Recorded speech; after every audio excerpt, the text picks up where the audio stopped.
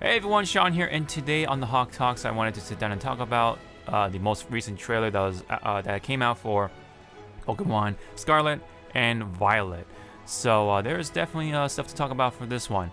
First off, let's just talk about the designs of the characters. I really do like them. I really like the design on the professors so far. It seems like they're going to be separate professors depending on which version you do get.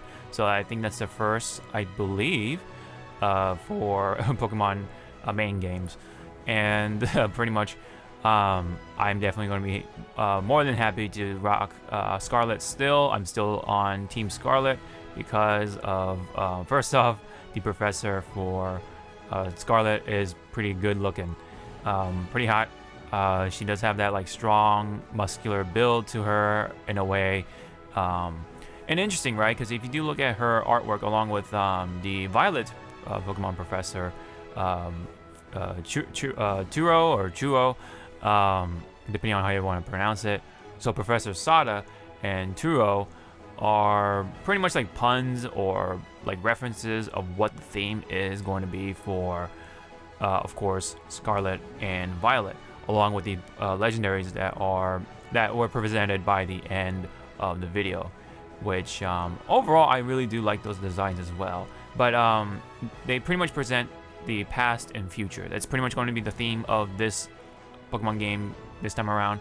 Which, yeah, it's a pretty neat take on the theme. So the legendary Pokemon designs are, like I said, they're pretty cool looking.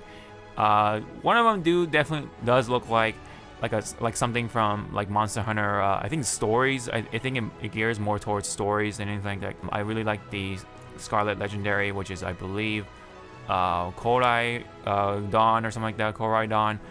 I believe it's a name for it because it's supposed to be referencing, again, it's like a pun for the past. And then Midai Dawn is, a lot of people know by this point, Midai means future in Japanese, and Dawn is like, the end of like a common ending for dinosaurs. So I guess this time around they're playing around with like dinosaurs. So you have like a future dinosaur, and you have, well, an appropriate dinosaur, right? So that's why you have the professor dressing up like a cave woman, and you have these legendary Pokemon being dinosaurs and stuff like that overall. So it's really playing around with that past and future sort of thing, and it's more geared towards like dinosaurs and stuff like that. So it's kind of neat of how they're doing the theme this time around. So when it comes to other things, I did like Nimona's design. I believe she's going to be serving as like a guide for you in the world, this world for Scarlet and Violet. She looks like a student herself. She's pretty much like gonna be your senpai, right? Like, or pretty much like the older student that you kind of like look up to, and she's gonna teach you the ropes and show you the ropes of this world of Pokemon. So I think that's a pretty cool little role that this person's going to have. She just looks really cool. I really like her hair. She's got the little streaks of hair going on, right? Kind of looks like Kami and Ibuki and other characters as such, with the bangs kind of sticking out like that from her forehead. So it's kind of pretty funny. But I like her design overall. It looks pretty cool, along with Professor Sada. So so far, yeah, the character designs are really cool looking. And now, of course, the Pokemon designs so far, when it comes to newer ones, it's a bit of a mixed bag, I understand, but the most popular one I do notice is Lechonk, or pretty much like the pig Pokemon that everyone's liking already, especially the name, and the image associated with it is pretty funny. I am very curious of what they're going to do with the evolution, or if it will have even an evolution form, or a second form. How many evolution forms will it have? So we don't know about that. And but so far, I think people are really liking Lechonk because of the name and the design. That so it does look more than cute enough to be part of that popular Pokemon lineup.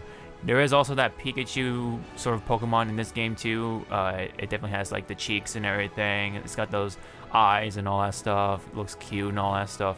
I think that Pokemon is going to be pretty popular overall, especially with the kids and stuff like that. So I also want to go back to the legendary designs. Kind of forgot to talk about the for Miraidon. The design on that one is pretty neat because if you look at some of the smaller details, not only has like jetpacks, of course, on for legs, or just jets for legs. It has like a lot of like digital and future aspects in other parts, just such as the carbon fiber somewhere on its face is pretty cool looking. But not only that, if you look at the eyes, they have that pixel design to it, pixel sprite design. It's got like digital like eyes to it, so actually really nice bit of detail in there that they incorporated to cover really the future theme for a Pokemon. So I think it's a really cool implementation of that design into a Pokemon like this. So I think Miraidon, not only that looks really cool, but of course I'm gonna go for Koraidon whenever that comes out. So I think both of these designs are really cool. I mean, overall, I think the designs aren't too bad. There's plenty of other designs that I haven't mentioned so far, just such as the olive Pokemon. I forget what it's called, but it's like really tiny, but I guess it looks really cute, right? Just because of that. But more importantly, though, let's talk about the character customization that's going to be featured in this game. I think it's going to be pretty cool this time around because first off, we have like a bunch of more skin tones. But not only that, the hair designs, the hair styles are pretty cool looking, especially with like the dreads and more of that, that kind of hair design is going to be featured in this game. Hopefully, there's gonna be even more, like after post launch updates and stuff like that, because more customization options will be welcoming. So hopefully they'll like throw in the hats and the backpacks and all the little accessories, the shoes, and whatever else, right? So I think hopefully those will be covered. More importantly, the fact that this is running pretty consistently at 30 frames per second, pretty much, is I think a good plus. That last trailer did not really present the frame rate all that well, but this time around, this trailer, I think it really does represent the sort of how the game is going to run a lot better than the last one. 30 frames per second, I think it's going to be pretty consistent, pretty smooth, so it's looking a lot better in that department. Now when it comes to like the fidelity and stuff like that, that is a little questionable, but it is on the Switch, and what can you do about it? So I mean, they're getting better about the graphical fidelity and how the game looks and how the game runs and all that fun stuff. I think they're doing a better job with the environment designs. It does look more interesting. It does look way more colorful in comparison to the previous games on the Switch. I think they've learned their stuff. And also, what's been interesting is that Masuda, or Junichi Masuda, there has been news relating to him that his role is going to be changed. More specifically, I think he's going to be part of the Pokemon Company as some sort of like promotional figure or something like that. So he kind of gets to do whatever he wants, essentially, kind of like what Shigeru Miyamoto is doing with Nintendo. I think he's just going to be going around, like, just do whatever he wants. Maybe start a series, like another show, or maybe make more music for some other stuff. Maybe, I don't know. But it is going to be pretty interesting of what Masuda is going to do. But not only that, that means we can have more fresh faces on the production team or the development team, and that could mean potentially more updates, more updated designs, and updated gameplay mechanics, and just things that what people wanted for a Pokemon game or in a Pokemon game for years could potentially happen here. So you don't have that that old sort of archaic mindset anymore. You have fresh eyes and minds to hopefully be able to have that freedom to be able to implement that into the design of future Pokemon games. So that could potentially be really good for the audience, the consumers such as myself, for future Pokemon games. And hopefully this will be the start of that too. And not saying that we should bag on Masuda for kind of being stuck in the past and stuff like that. He had his time, and I think it was good to pretty much like swap him out for another person or a couple of other people to help keep the game fresh, updated for today's standards and stuff like that with the audience.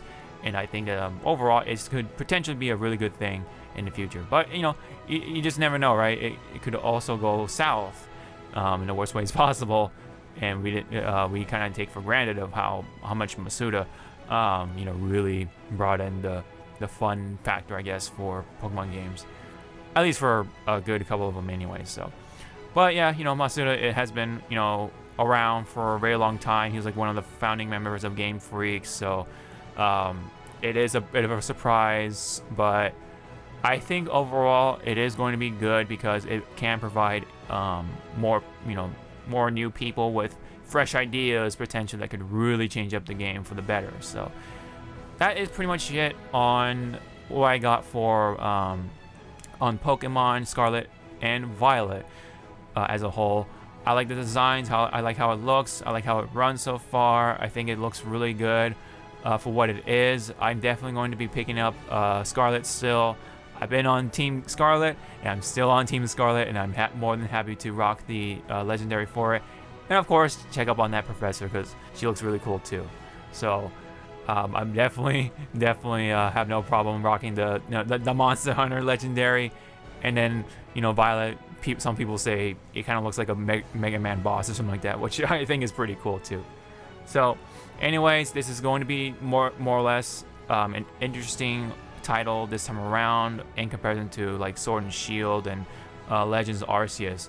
I'm kind of glad Legends Arceus kind of like was like a gateway to an open world Pokemon game, and I'm definitely all for that.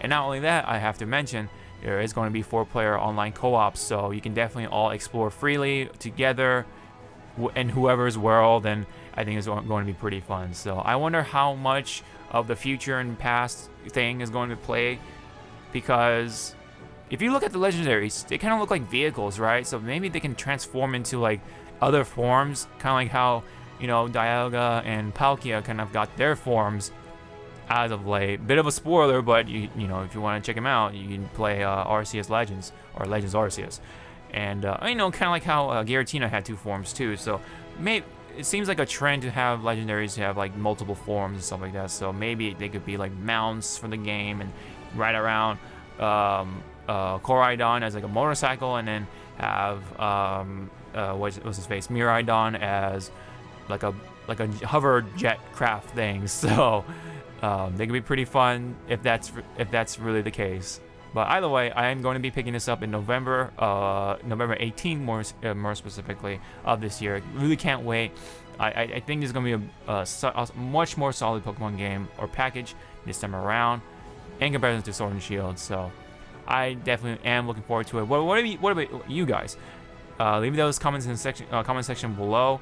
Really would love to check them out. I'm definitely am curious of how you guys feel about this Pokemon game thus far. I'm definitely excited for it. Looks great, and I think it's gonna be fun. Most importantly, so don't forget to like and subscribe and all that fun stuff. Really appreciate it, guys. So this has been the Hawke Talks video on my opinion so far now for Pokemon Scarlet and Violet. Really looking forward to it. I'm pretty excited for it. So if I haven't said that enough already.